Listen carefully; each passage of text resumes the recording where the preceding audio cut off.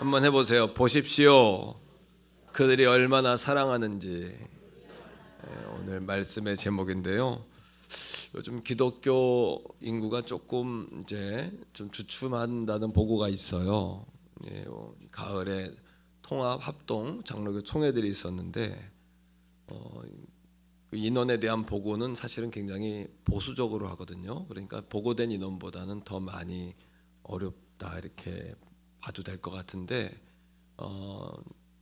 통합 측에서는 보고를 10만 명이 1년 만에 10만 명이 줄었대요, 성도가. 그리고 합동에서도 10만 명이 줄었다고 보고를 했고요.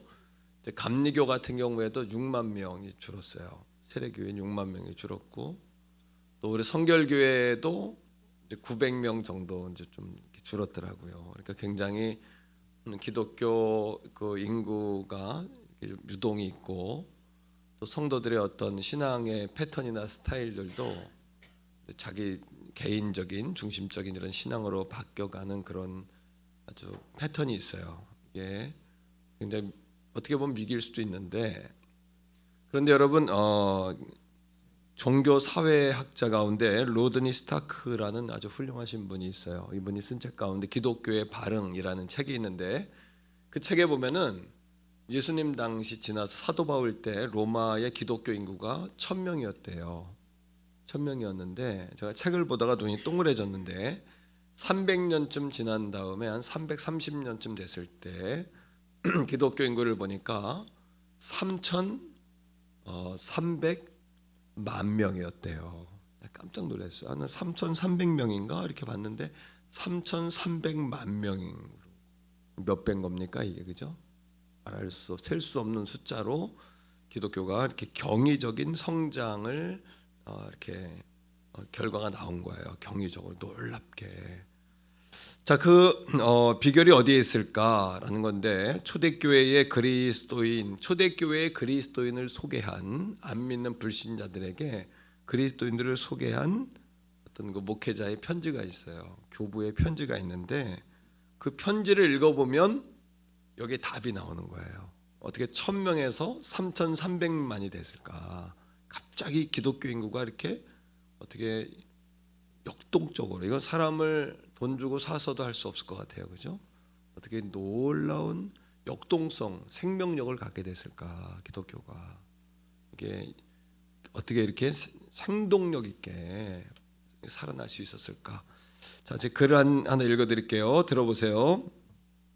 언변으로서 교리의 효용을 표현할 줄은 몰라도 무식했던 거예요. 기독교인들이 당시에 핍박 속에 배우질 못해가지고 말로는 기독교가 뭔지를 말하는 못했던 거죠. 그런데 행위와 직업으로 원리의 효용을 보여줄 줄 아는 그런 무식한 사람들, 그러나 행위로 드러나는 거예요. 그게 속에서 우러나는 거예요. 네.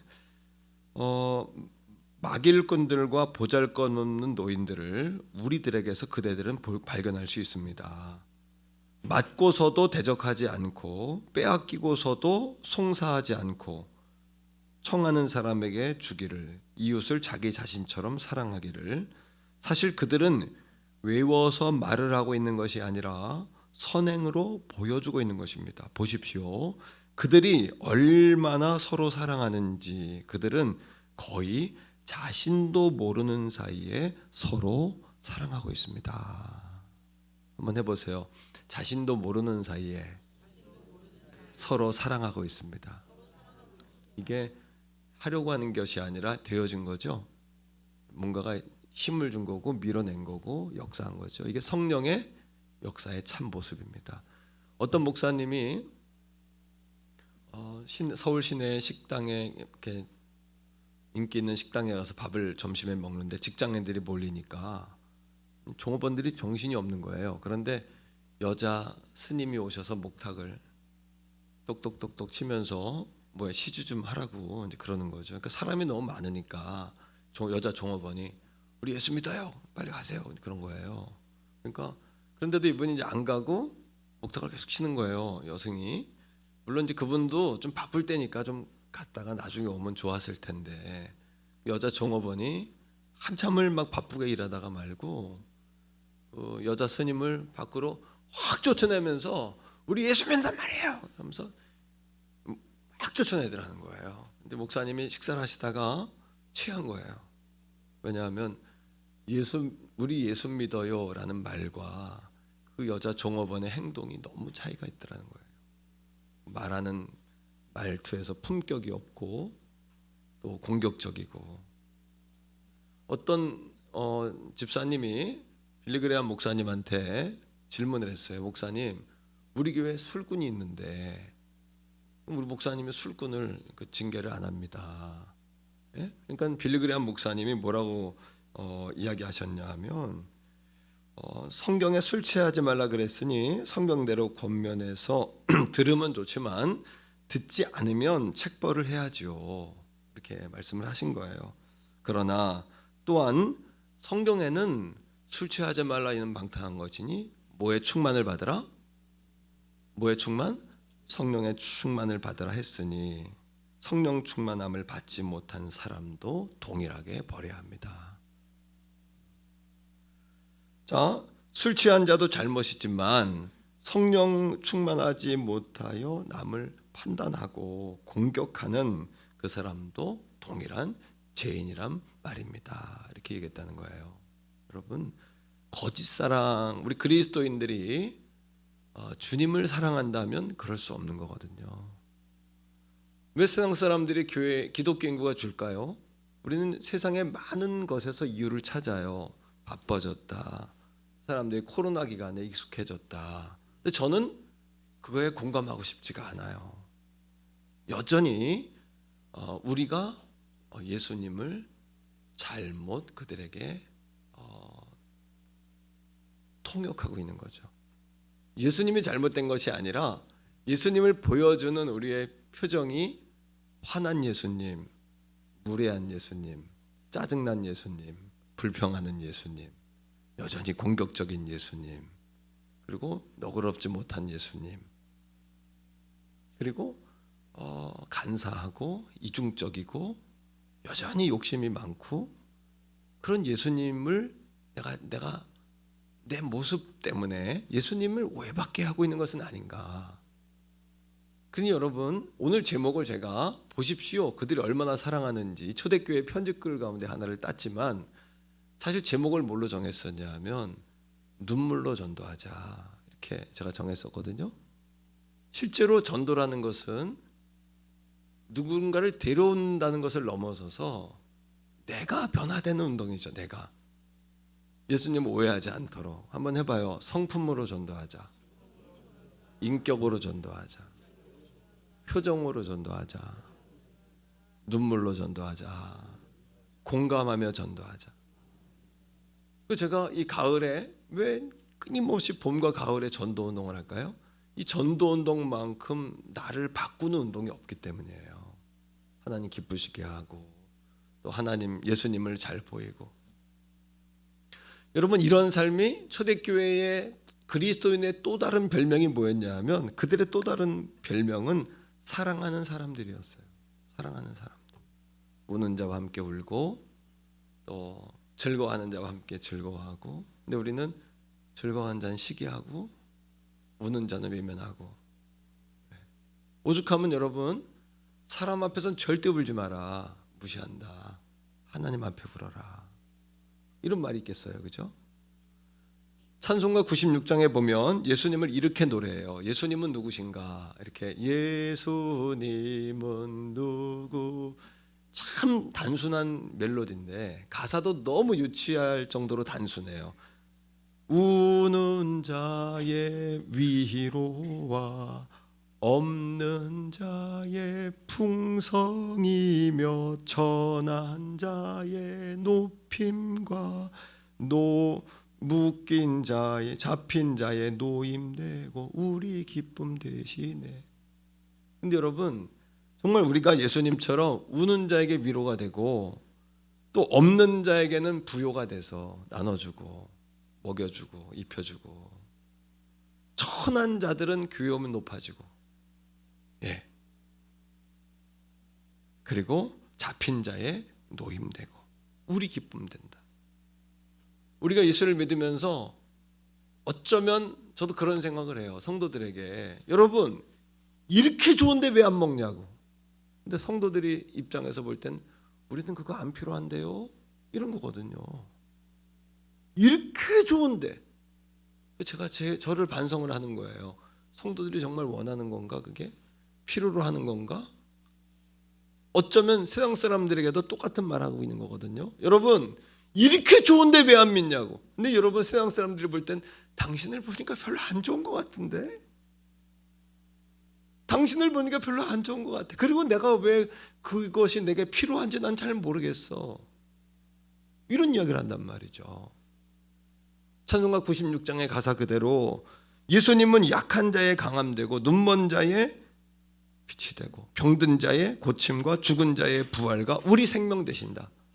오늘도 태교원 성결교회 사랑하는 우리 공동체 가족들이요, 예수님이 여러분들을 통해 잘 여러분 보여지기를 축복합니다. 아멘. 그러려면 첫째는 따라합니다. 병든 자와 함께 울자. 병든 자와 함께 울어야 하는 것이에요. 왜? 예수님이 우리 하나님께서 병든 자를 불쌍히 여기니까. 안순아 권사님 병원에 입원했어요. 어제 신방 갔다 왔는데 목에 한 10cm 이상 되는 반창고를 갑상선 수술했잖아요. 4시간을 수술해야 돼. 4시간. 근데 나한테 그래, 목사님 4시간 수술했는데요 무통주사 안 맞고 있는 사람 나밖에 없어요. 그래. 어떻게 된 게, 자기는 그분의 대화, 그분이 이제 권사님 중에 예배드리고 계시겠지만 그분의 대화 가운데 제가 잊혀지지 않는 단어가 있어요. 목사님, 나는 기도의 능력을 처음 경험했어요. 처음은 아니겠지만 이렇게 놀라운 경험이 처음이라는 얘기겠죠. 교회에서 성도들이 새벽마다 기도하고 목사님 기도해 주신 거 아는데 입원하는 전날, 입원하는 아침까지 와서 기도받고 안수받고 갔거든요. 4시간 수술했는데 무통 안 맞는 사람은 나밖에 없고, 그래서 퇴원을 빨리 하게 돼서 내일 퇴원하는 거예요. 물론 그 안에 조직검사 결과가 나와야 될 텐데 기도해 주시기를 바랍니다. 하나님 왜 병든 자를 위해 기도할 때 역사하실까요? 하나님은, 한번 따라합니다, 우리의 눈물을 소중하게 다루신다. 아멘. 자, 히스기야 왕이 죽게 됐잖아요. 성경은 이렇게 이야기합니다. 열왕기하 20장 5절. 하나님이 그를 치료하세요. 왜 치료했다고 말씀하시는지 열왕기하 20장 5절. 몸이 아플 때 이렇게 반응하셔야 되는 거예요. 시작. 너는 돌아가서 내 백성의 주권자 히스기야 왕에게 이르기를, 왕의 조상 다윗의 하나님 여호와의 말씀이 내가 내 기도를 들었고 내 눈물을 보았노라. 내가 너를 낫게 하리니 내가 3일 만에 여호와의 성전에 올라가리라 라고 이야기해요. 따라합니다. 기도를 들었고 눈물을 보았노라. 오늘도 성령님은 우리의 기도를 도와주시려고 그래요. 기도만 하면 응답해 주시려고 그러고 기도하는 걸 도와주시려고 그래요. 근데 문제는 뭐예요? 기도하지 않는 거예요. 성령님의 또 다른 이름은 뭐냐 하면 보혜사예요. 보호하시고 은혜 주시고 가르쳐 주시고. 성령님의 또 다른 이름은 파라클레토스예요. 옆에서 우리를 도우시는 분이에요. 성령님의 또 다른 이름은 카운셀러예요. 헬퍼예요. 우리를 도와주고 싶은데 우리가 마음을 열어서 기도하지 않는 거예요. 눈물의 기도가 왜 능력이 있냐? 눈물의 기도는 하나님 내 힘으로는 할 수가 없습니다.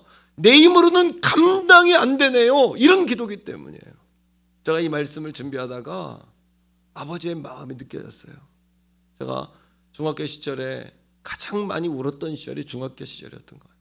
부모님이 경제적으로 어려운 일을 당하면서 부모님의 어려운 모습을 보면서 너무너무 마음이 아팠어요. 그리고 너에게 삶 가운데도 집중것이 경험되어지고 학교 가면서 기도하고 오면서 기도하고. 근데 하나님은 저에게 늘 뭐라고 응답해 주셨냐 하면, 내가 너희 아버지 어머니에게 돈을 얼마를 줄게. 곧 문제가 풀어질 거야. 해결될 거야. 하나님은 내게 그렇게 말씀하시면 좋은데 그렇게 말씀을 안 주시더라고요. 뭐라고 말씀하시냐 하면, 기도할 때마다 하나님이 제게 아들아 내가 너를 사랑한다. 아들아 내가 너를 버리지 않았다. 아들아 내가 너와 함께 한다라고 저한테 말씀하시더라고요. 그게 뭘까? 세월이 가고 느끼는 것은 오늘의 저를, 부족하지만 저를 본 것 같아요. 이 아팠던 시절을 지나서 너는 하나님의 놀라운 복음을 전하는 종이 될 거야. 아들아, 내가 너를 사랑해. 참아. 견뎌야 된다. 이겨야 된다.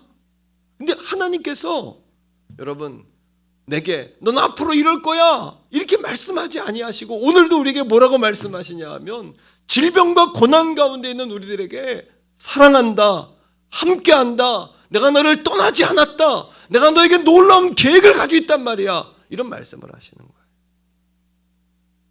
오늘도 사랑하는 성도 여러분, 울고 있는 자와 함께 울기를 주의 이름으로 축복합니다. 우는 자와 함께 우는 교회. 그럴 때 뭐가 되는 것이에요? 전도가 되는 것이죠. 두 번째입니다.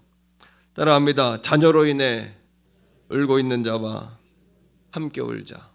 자녀로 인해 울고 있는 자와 함께 우는 교회가 돼야 돼요. 전 성경에 내가 지옥까지 따라가겠다 이런 말이 나오는 건 처음 봤어요. 자, 말씀 한 문제 읽겠는데요. 창세기 37장 34절로 35절 말씀인데 여기에 보면 아버지 요셉 야곱이 아들이 애굽으로 팔려갔다는 이야기를 듣고 뭐라고 이야기하냐 하면 내가 지옥까지 쫓아갈 거야 아들에게, 이렇게 이야기하는 거예요. 같이 읽습니다. 시작. 자기 옷을 찢고 굵은 배로 허리를 묶고 오랫동안 그의 아들을 위하여 애통합니다. 눈물의 기도는 하나님은 결코, 한번 따라해 보실까요? 하나님은 우리의 눈물의 기도를 멸시하지 않으신다.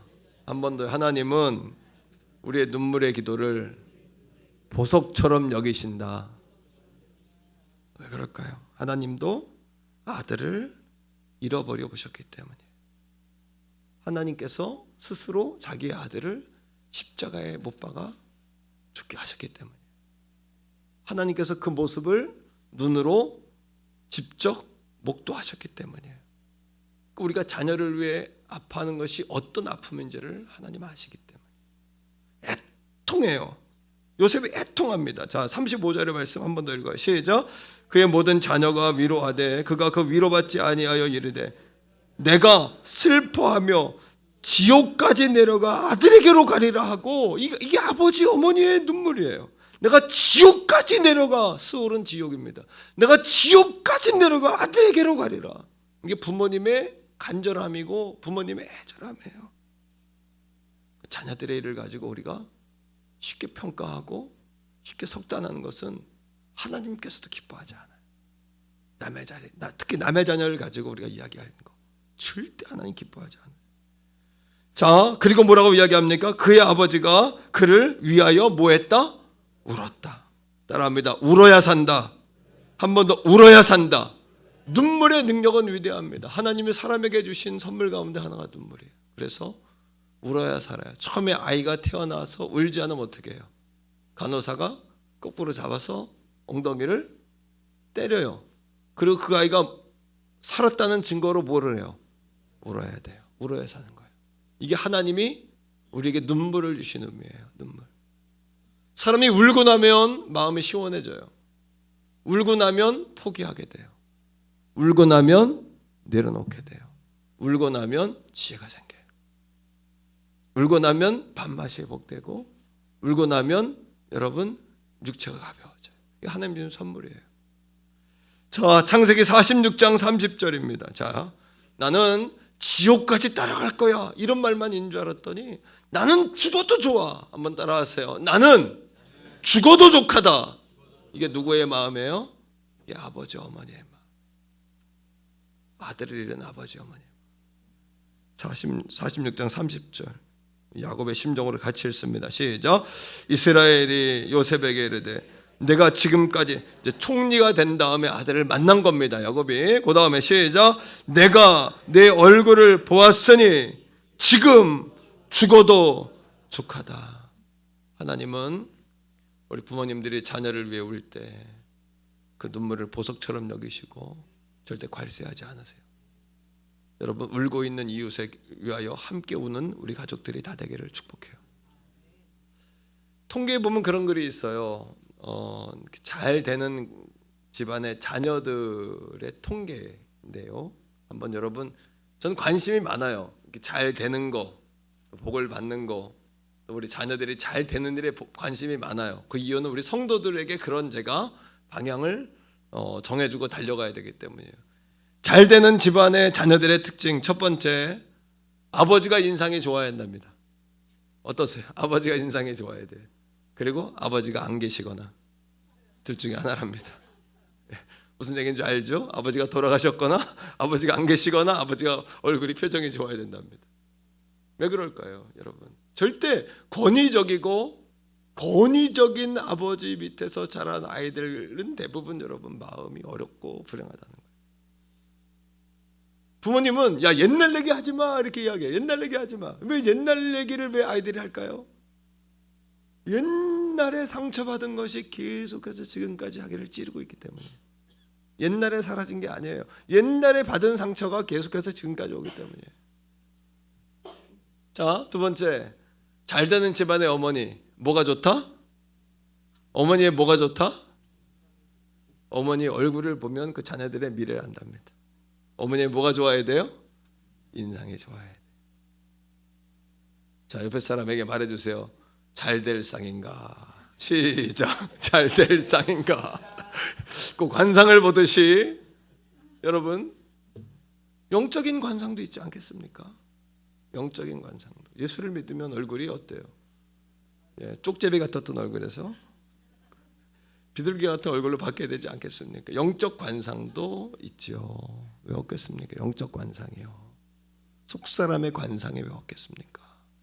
예수를 믿어도 여전히 우리 속사람의 마음이 할례받지 못하고 여전히 불이 있고 여전히 칼이 있고 여전히 가시가 있는 영적 관상이 그런 거 아니겠어요, 여러분?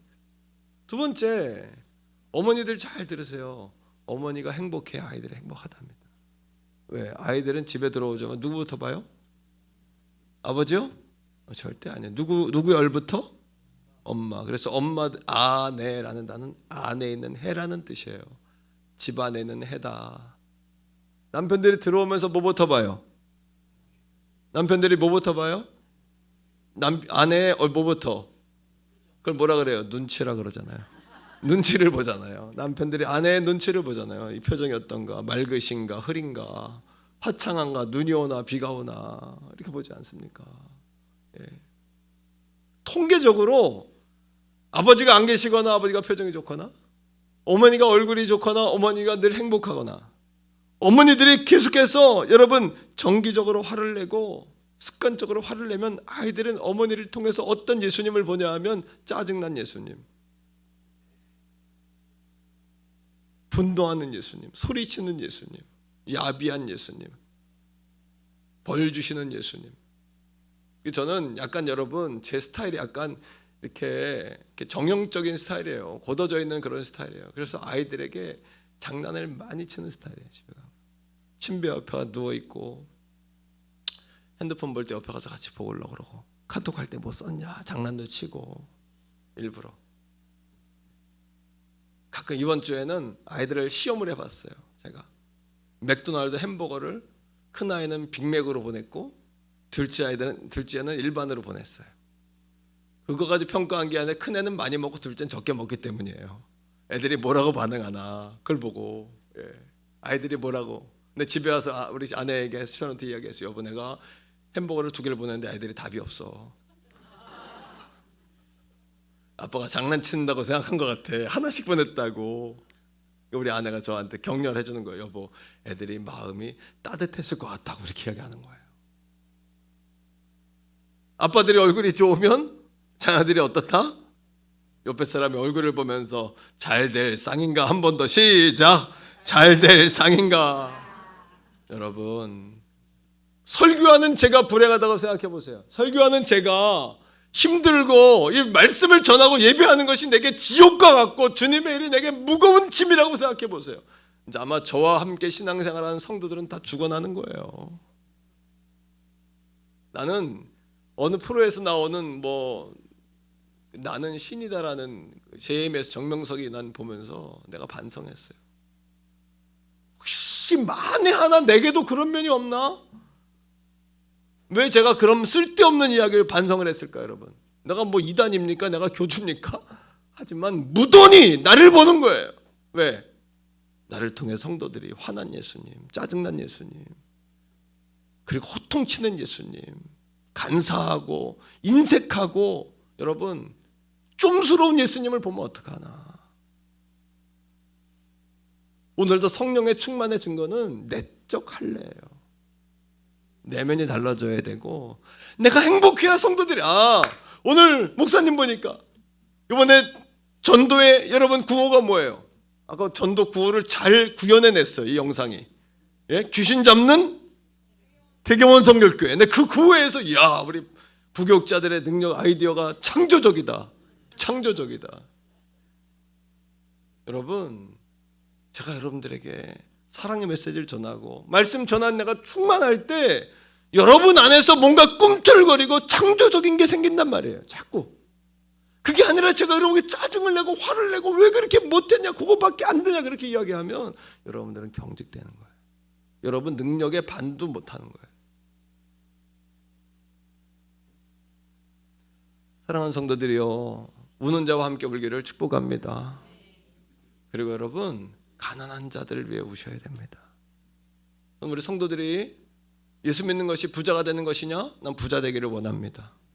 성도들이 재정적인 고난도 고통도 다 벗어나기를 주의 이름으로 간절히 축복해요.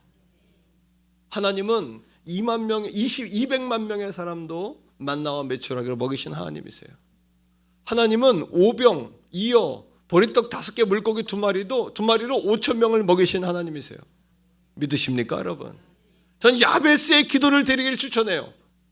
야베스의 기도를 드리십시오. 역대상 4장 9절 10절에 있는 야베스의 기도를 드리십시오. 우리 선포합니다. 하나님 제게 복의 복을 주세요.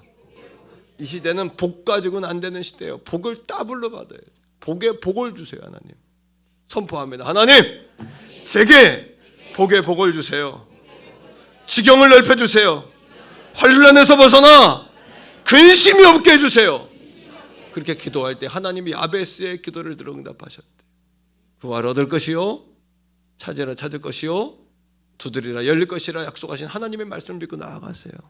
환난 날에 나를 부르라. 내가 너를 건지리니 내가 나를 영광스럽게 하리라.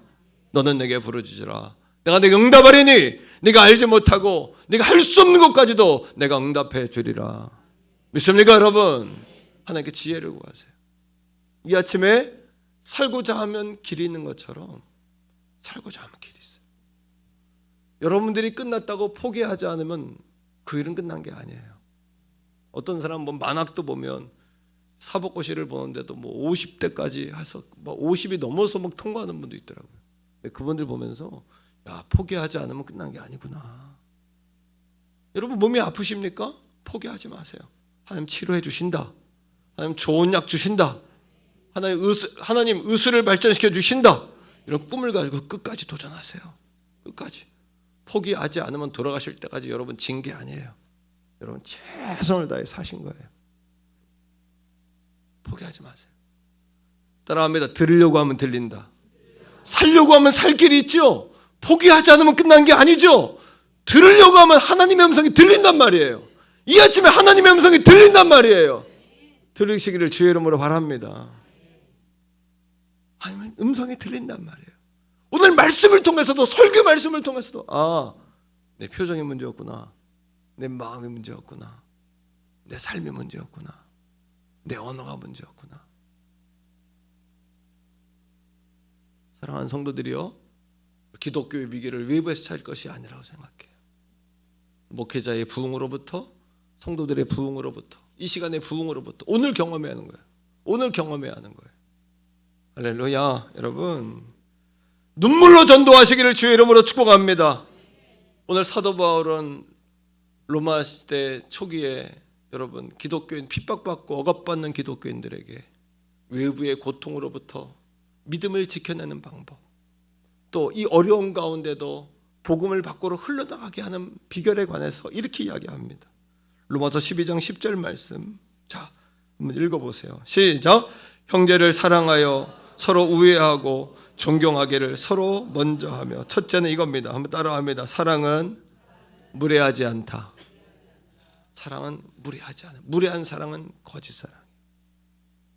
두 번째 11절이에요. 아시겠습니다. 시작. 부지런하여 게으르지 말고 열심을 품고 주를 섬기라. 주님 바라보기를 축복합니다. 예, 우리 여자분들 갱년기나 삶의 의미를 막 이뤄할 때 주님을 향해 더 집중하시기를 바라요. 우리 주님을 향해 집중할 때 스트레스가 없어요. 저는 별로 잡념이 별로 없고 사실 스트레스가 별로 많지 않아요. 의외로 막 잠 못 자고 괴로울 때는 많지만 그 이유는 내가 주님을 위해 집중하려고 노력하기 때문에 전 거기서 그 비결이 있다고 생각해요. 믿음의 주 온전케 하시는 예수님에게 집중하세요.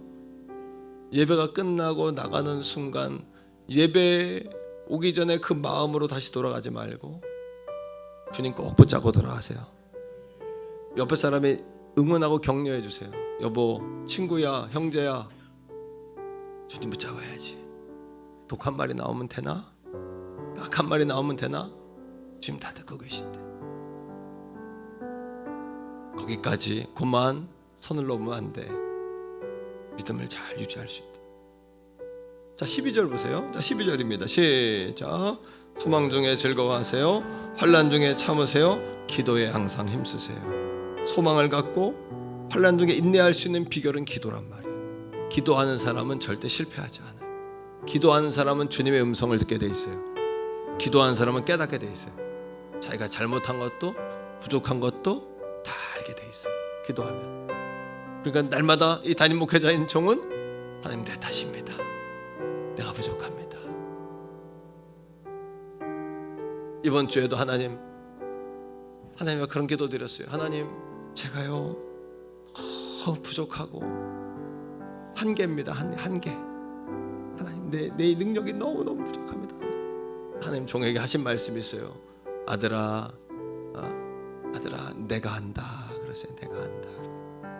내가 아멘. 그러세요. 누가 한다고요? 주님이 하시는 거. 주님. 내가 하려고 하니까 안 되고. 제가 대학원에 특강 갔는데 어떤 자매가 신학생이 제게 물어요. 목사님, 예수님과 함께 죽는다는 의미가 뭘까요? 난 이렇게 예수님과 함께 죽으려고 하는데 날마다 이렇게 내가 죽어지지 않을까요? 그래서 제가 그랬어요. 나도 날마다 죽습니다. 그랬어요. 한 번 죽는 걸로 끝나는 게 아니라 날마다 죽어요. 날마다. 아멘. 여러분, 날마다 죽으셔야 돼요. 자, 13절 읽으세요. 시작. 성도들의 쓸 것을 공급하세요. 손대접하기를 힘쓰세요. 풍성하신 예수님, 섬기는 예수님을 보여줘요. 인색한 예수님, 계산적인 예수님, 계산하는 예수님이 아니라 풍성한 예수님, 대접하기를 즐겨하고 섬기는 예수님이 생각나게 하세요. 14절입니다. 시작. 너희를 박해하는 자를 축복하라. 축복하고 저주하지 않는 예수님, 축복하고 찬양하고 감사하고. 15절이에요. 시작. 즐거워하는 자들과 함께 즐거워하고 우는 자들과 함께 울라. 함께 울고 슬퍼할 때 함께 울어주고. 우리 태교원 성결교회에 낮고 천하고 모자란 자가 와도 위로받고, 배부르고 높고 위대한 자가 와도 주님 앞에 겸손해지고, 그런 공동체. 초대교회가 300년 만에 3,300만의 인구로 확장된 경이로운 기록을 세우는 그 놀라운 영향력과 생명력을, 영적 그 DNA를 가지고 있는 교회, 공동체. 우리가 지금까지 그걸 위해 달려왔잖아요. 이런 삶을 어떤 삶이라 그래요? 블레싱의 삶이라 그러죠. 섬기고, 이번 전도하는 거 그렇게 하는 거예요. 따라합니다. 기도하고 섬기고 축복하고 블레싱 전도, 그렇게 그 예수님을 보여주는 거예요. 우리가. 여러분, 강릉에 가니까, 강릉이라는 도시는 속초나 이쪽 부에 비해서 굉장히 기울은, 발전이 덜 되고 이렇게 관광이 활성화가 안 되는 도시였었어요. 근데 요즘에 가면 속초가 오히려 이렇게 저물고 강릉이 떠요. 방문하는 인구가 강릉이 더 많아요. 그 이유가 뭐예요? 테라로서 커피 하나로 뜨는 거예요. 쫙. 커피 하나로 도시가 달라져요. 물론 그 이후에 다른 것들이 더해졌지만 커피 하나로 가지고 여러분 도시가 달라지는 거예요. 나는 거기에서 인사이트를 얻어요. 하나님, 커피도 도시를 바꾸는데요. 하나님이 제게 하신 말씀이에요. 대전에 가면 뭐가 있다고요? 성심당 빵집이 도시의 경제를 이틀 만에 10여만 명을 몰리게 했어요. 군사는 많이 정체된 도시인데 이성당 빵집에 줄을 서는 거예요. 나도 1년에 2-3번 가는 거예요. 빵 사러. 횡성은 뭐예요? 가보지도 않았으면서 다 알아요. 별것도 아닌데 한우 이전에 뭐가 있었는 줄 아세요? 횡성 안흥? 별걸 다 알잖아요. 안흥이라는 도시는 여러분 완전히 시골이에요. 근데 횡성이 안흥 찐빵이라는 뭐예요? 문화, 아이디어. 도시마다 별의별 축제를 다 하잖아요. 꽃게 축제니 쭈꾸미 축제니 뭐 별걸 다 하는데 다 뭐예요? 자기 도시를 그걸로 이미지화해서 띄우는 거예요. 하나님이 종에게 얼마 전에 그 마음을 주신 거예요. 하나님, 이 태교원이라는 도시가 다산 별내로의 젊은이들이 막 나가고, 태교원 읍장님이 그걸 걱정하더라고요. 읍장님이. 그 내가 하나 기도하는 가운데 하나님 제게 주신 마음, 요즘에는 젊은이를 이 도시로 다시 모이게 하는 방법이 있다. 그 방법이 뭘까? 이 도시에 문화를 심는 거다. 이야기를 뭘로 심을까? 하나님이 종에게 뭐라고 하시냐 하면 도시를 변화시켜라, 도시를 변혁해라, 이런 꿈을 주세요. 제가 수요일날 경찰서 가서 서장님 이렇게 면담하는데 서장님이 그래요. 목사님, 왕숙이 개발되면 30만 들어오는데 그러면 남양주시 인구가 100만에서 3만 명 빠집니다. 그래요. 100만이 되면 특례시 직활시가 되는데 그러면 나라의 투자가 어마어마해지는데 3만이 모자르다고 시장님이 걱정하더래요. 3만을 어떻게 채울까? 근데 내가 걱정하지 말라 그랬어요. 빵으로도 12만 명이 모이고 커피로 도시가 바뀌는데 교회 하나 잘 세워주면 3만 명 모이지 않겠냐고 내가 그랬어요. 나는 내가 할 수 있을지 없을지 나는 몰라요. 우리가 할 수 있을지 없을지 모르지만 그런 일이 돼야 된다고 믿어요. 그런 역사가 일어나야 된다고 믿기 때문이에요. 할렐루야. 여러분, 그걸 기도하는 거예요. 도시를 변화시키고, 빵도 커피도 세상 사람들을 바꾸고 심지어 찐빵 가지고 사람 바꾸는 판에 예수 복음이 진짜 복음 가지고 이건 뭔가, 이 예수 복음 진짜 복음 들고 우리는 뭐 하는 건가 이거. 나는 뭔가, 나는. 근데 하나님 앞에 아버지 나는 무지예요. 한계예요. 나는 뭡니까 아버지? 내가 빵집 주방장보다 못한 거야 하나님. 내가 여러분, 도시는 정체됐는데 우리나라 최고의 오래된 빵집이 이성당이래잖아요. 강남 사람들 그거 아니면 또 안 먹어요. 백화점에. 여러분, 그 뭡니까? 예수복음은 뭡니까? 예수복음. 이게 빵만치 못해. 문제는 뭐예요? 이걸 해석하는 목회자들이 잘못 해석한 거고, 예수를 보여주는 성도들이 제대로 예수님을 안 보여준 거 아닐까요? 혹시 예수님에 대한 포장지 잘못 포장한 거 아니에요? 우리가 이 여러분 거룩한 주일 예배를 통해서 우리 교회가 성도들이 다시 한번 자신들을 바라볼 수 있길 축복해요. 도시를 변화시키고. 할렐루야. 우리 어르신들 계신데 잘하셨어요. 제가 방송국 PD 만났는데 이런 고민을 얘기했더니 나한테 뭐라는 줄 아세요?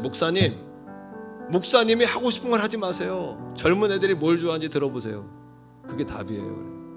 방송 PD가 목사님이 하고 싶은 거 왜 안 하냐, 왜 안 먹냐, 이게 좋은 거 걔들 안 먹어요. 자기들이 원해야 먹죠. 그게 뭐냐 그랬더니 방송 PD 애들은 이게 감각이 빠르잖아요. PD들은 뭐라 그러냐 하면 아이들 봐주는 거 하면 좋아요. 대기업 다니고 이게 다 다녀도 아이들을 맡길 데가 없다는 거예요. 교회 권사님들이 아이들을 책임지고 아이들을 잘 봐줄 수만 있어도 젊은 애들은 떼거지로 몰릴 거예요.